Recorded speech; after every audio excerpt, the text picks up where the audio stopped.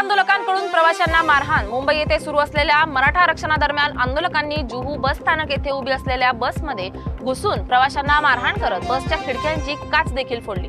वाद होत असल्याचा आवाज आल्याने प्रवर्तक आणि कर्मचारी बसमध्ये जाऊन त्यांनी शांत करण्याचा प्रयत्न केला, परंतु मराठा आंदोलक हुज्जत घालतच होते। त्यानंतर पोलीस मदत क्रमांक 100 तक्रार देऊन पोलिसांना पाचारण करण्यात आले। सीएसएमटी स्थानकावर रेल्वे थांबवण्याचा प्रयत्न। मुंबईत मनोज जरांगे पाटील यांच्या आंदोलनाचा फटका सलग चौथ्या दिवशी रेल्वे प्रवाशांना बसलाय। मुंबई उच्च न्यायालयाने आंदोलकांना शांततापूर्ण आंदोलनाची परवानगी दिली असताना रेल्वे स्थानक परिसरात गोंधळ उडाला। सीएसएमटी स्थानकावर आंदोलकांनी रेल्वे रोखण्याचा प्रयत्न केल्याने प्रवाशांमध्ये भीतीचं वातावरण निर्माण झाले। सार्वजनिक वाहतूक विस्कळीत झाल्यामुळे मुंबईकरांच्या दैनंदिन जीवनात अडचणी निर्माण झाल्या। 6 वर्षाच्या चिमुकलीवर पाशवी अत्याचार। बीड जिल्ह्याच्या परळी येथे स्थानकावर 31 ऑगस्ट रोजी पंढरपूरहून आलेल्या मजूर कुटुंबातील 6 वर्षीय चिमुकलीवर लैंगिक अत्याचार झाला होता। परळीकरांनी आरोपीला फाशी व प्रकरण फास्ट ट्रॅक कोर्टात चालवण्याची मागणी करत 3 सप्टेंबर रोजी परळी बंदचं आवाहन केले। यामध्ये सगळ्यांनी सहभाग होऊन या घटनेचा निषेध करावा असं सांगण्यात आलंय।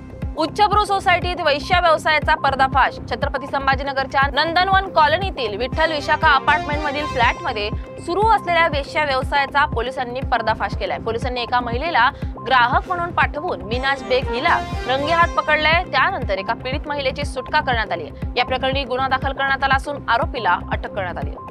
मनोज जरांगे पाटलांच्या आंदोलनाला महिलांकडून पाठिंबा म्हणून महिलांनी साजरा केला नाही महालक्ष्मींचा सण। राज्यभरात गौराई अर्थात महालक्ष्मींचा सण मोठ्या उत्साहात साजरा होत असताना दुसरीकडे नांदेड जिल्ह्यातील अर्धापूर तालुक्यातील उमरी गावातील महिलांनी गौराईचा सण साजरा न करण्याचा निर्णय घेतलाय। उमरी या गावातून अनेक मराठा बांधव आंदोलनासाठी मुंबई येथे गेले आहेत। आमची माणसं मुंबई येथे 4 दिवसापासून उपाशी आहेत। आमच्या लेकरा बाळांची मुंबई येथे गैरसोय होत आहे, त्यामुळे आम्ही महालक्ष्मीचा सण साजरा न करण्याचा निर्णय घेतल्याचे महिलांनी सांगितले।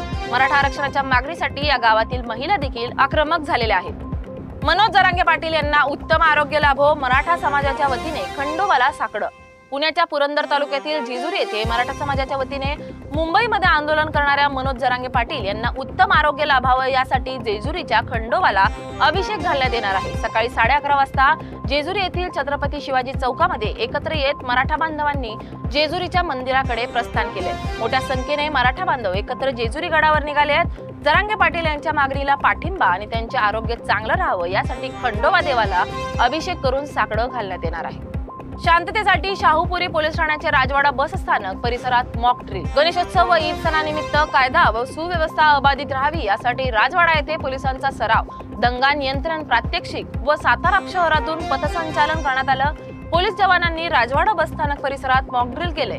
यावेळी घोषणा देत आलेल्या आंदोलनकर्त्यांवर अश्रुधुरांचा मारा करून त्यांना पसरवण्यात आलं। यावेळी जिल्हा पोलीस अधीक्षक तुषार दोशी, शाहूपुरी पोलीस ठाण्याचे पोलीस निरीक्षक सचिन मेत्रे, पोलीस व जवान उपस्थित होते। नाशिक ग्रामीण पोलिसांचा रक्षक AI चॅटबॉट। नाशिक ग्रामीण पोलिसांच्या एका नाविन्य उपक्रमापासून सुरू झालाय। रक्षक AI नावाचा व्हॉट्सअप चॅटबॉट नागरिकांच्या सेवेसाठी उपलब्ध करून देण्यात आलाय। मुख्यमंत्री महोदयांच्या 150 दिवसांच्या कृती आराखड्याअंतर्गत या उपक्रमाची अंमलबजावणी करण्यात आली असून या चॅटबॉटच्या माध्यमातून नागरिकांना स्थान आधारित सेवा, सुलभ मेन्यू, गोपनीय तक्रार नोंद, बहुभाषिक सहाय्य, अधिकाऱ्यांविरुद्ध तक्रार नोंदवण्याची सुविधा आणि तात्काळ प्रतिक्रिया अशी अनेक वैशिष्ट्ये मिळणार आहेत। मनोज जरांगे यांच्या प्रकृतीसाठी शिर्डीतील मराठा बांधवांचे साईबाबांना साकडं। मनोज जरांगे यांची प्रकृती चांगली राहावी आणि मराठा आरक्षणाचा तिढा सुटावा यासाठी शिर्डीतील मराठा बांधवांनी साईबाबा चरणी साकडं घातलंय। जरांगे यांची प्रतिमा साई समाधीवर ठेवत मराठा बांधवांनी मुंबईतील आंदोलकांसाठी प्रार्थना केली। नागपूरमध्ये इंडिगो विमानाचं आपत्कालीन लँडिंग। नागपूरहून कोलकात्याला परतणाऱ्या इंडिगो विमानामध्ये टेक ऑफ नंतर पक्षाच्या धडकेमुळे तांत्रिक समस्या निर्माण झाली। नागपूरमध्ये विमान क्रमांक 6E812 याची आपत्कालीन लँडिंग करण्यात आली असून सर्व प्रवासी सुरक्षित आहेत। पक्षाच्या धडकेमुळे विमानाचे पुढील भाग खराब झाले, परंतु अनुभवी पायलटच्या युक्तीने मोठा अपघात टळलाय। विमानतळ प्रशासनाने या घटनेची चौकशी सुरू केली आहे।